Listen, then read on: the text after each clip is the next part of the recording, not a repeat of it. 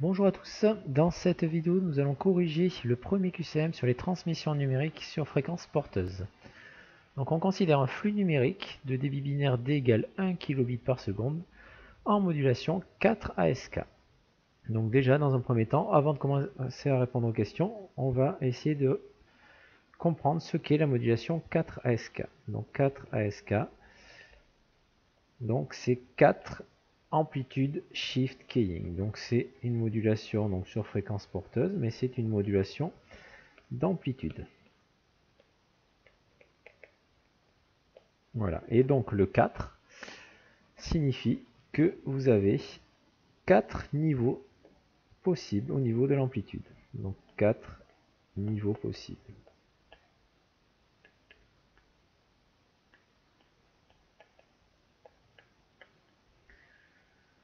Voilà. Donc le signal qui va être généré, donc je peux appeler S de t. Donc le signal généré va s'écrire donc sous la forme donc I de t. Donc c'est un signal qui va pouvoir prendre, ça va pouvoir prendre 4 valeurs possibles, donc I de t. Donc I de t, AP cosinus de oméga p fois t. Donc voilà, donc on a un signal donc de fréquence fp, d'amplitude AP, agrémenté d'un coefficient I de t. Donc ce coefficient I de t va dépendre du code que l'on va vouloir générer. Donc ici, au niveau de la constellation, du diagramme de constellation, donc IQ, donc en mode IQ, donc on va avoir au niveau ici, donc vous allez avoir 4 niveaux possibles. Donc si I de t vaut 1, si I de t vaut 3, si I de t vaut moins 1, ou I de t vaut moins 3. Voilà, donc pour I de t, vous allez avoir 4 niveaux possibles. Voilà, et à chaque fois, vous allez coder donc un code différent. Donc comme vous avez 4 niveaux possibles, on va pouvoir faire un codage sur 2 bits. Donc s'il y a 2 bits, vous avez 4 combinaisons possibles. Donc le moins 3 va correspondre à une suite 0,0 de bits, le moins 1 à une suite 0,1, le 1 à une suite 1,1 et le 3 à une suite 1,0. Voilà, donc si vous voulez envoyer le code 1,0 par exemple, vous allez avoir I de t qui sera égal à 3, et donc le signal qui va être généré, ça va être 3 fois AP cosinus d'oméga p fois t. Voilà, si vous voulez envoyer la suite 1,1, vous avez I de t qui vaut 1, donc S de t égale 1 fois AP cosinus d'oméga p fois t. Donc ils ont la même fréquence fp, et ils ont une amplitude qui va être différente, donc soit 3, soit 1. Donc si vous voulez envoyer le code 0,1, vous allez avoir en moins 1 ici, donc vous aurez finalement une amplitude AP, mais un déphasage de pi. Voilà, mais ce qu'il faut retenir, c'est que vous avez un signal qui a tout le temps une fréquence fp, c'est l'amplitude qui va être modifiée. Alors, au niveau du questionnement, donc petit a, le débit de symbole est de 250 baux. Donc on a un débit binaire D qui vaut 1 kilobit par seconde. On va essayer de déterminer donc le débit de symbole, c'est-à-dire la rapidité de modulation. Donc ce que nous venons de voir, c'est qu'à un symbole correspond 2 bits. Voilà, donc à un symbole, on va pouvoir, donc le symbole c'est le signal qui va être généré, hein. Donc à un symbole, on va pouvoir associer 2 bits. Donc obligatoirement, la durée d'un symbole va être égale à 2 fois la durée d'un bit. Donc pour faire intervenir le débit binaire, on sait que le débit binaire c'est 1 sur la durée d'un bit et la rapidité de modulation, donc 1 sur la durée d'un symbole. On va inverser tout ça. Donc 1 sur ts va être égal à 1 sur 2 fois la durée d'un bit. Et donc à partir de là, donc 1 sur ts, ça correspond à la rapidité de modulation, donc j'appelle R.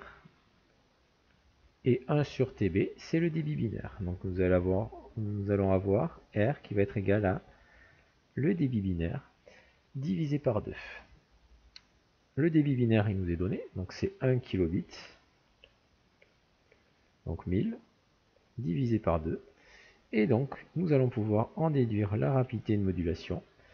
qui va être égal à 500 baux dans notre cas. Voilà, donc la première affirmation qui consistait à dire que la rapidité de modulation était égale à 250 baux est fausse.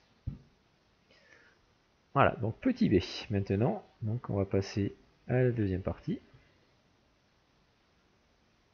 Donc petit b. Les symboles AK ont une durée TS égale 1 milliseconde. Donc la durée du symbole, donc on va essayer de la calculer. Donc nous venons de le voir dans la partie précédente, la durée d'un symbole c'est 2 fois la durée d'un bit. C'est 2 fois la durée d'un bit. Et nous, ce que nous connaissons, c'est le débit binaire. Donc par définition, donc le débit binaire c'est 1 sur la durée d'un bit. Donc la durée d'un bit, c'est l'inverse du débit binaire. Donc il vaut 1000. Hein. Donc ça fait 1 divisé par 1000. Et donc nous avons la durée d'un bit qui va être égale à 1 milliseconde. Donc ça, c'est la durée d'un bit. Donc, à partir de ceci, nous allons pouvoir déterminer la durée d'un symbole. Donc la durée d'un symbole, c'est 2 fois la durée d'un bit. Donc 2 fois 1 milliseconde. Donc ce sera égal à 2 millisecondes.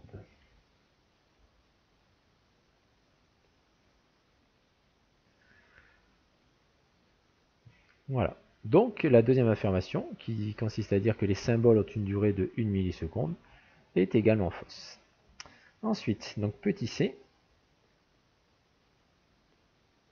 Donc petit c, on vous demande, donc chaque symbole transmet l'information relative à 2 bits. Donc ça, c'est ce que nous venons de voir lorsque nous avons décrit la modulation 4 ASK. Donc vous avez 4 symboles possibles.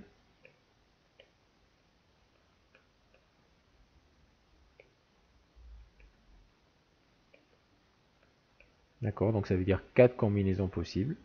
Donc finalement, effectivement, nous allons pouvoir faire un codage sur 2 bits.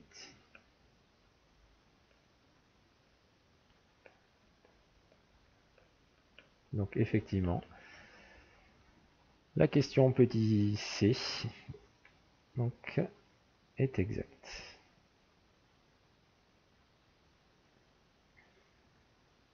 Donc là, je vais pouvoir valider uniquement le petit c ici. Donc chaque symbole transmet l'information relative à 2 bits. Voilà pour ce premier QCM. Merci de m'avoir écouté et donc à bientôt pour une nouvelle correction.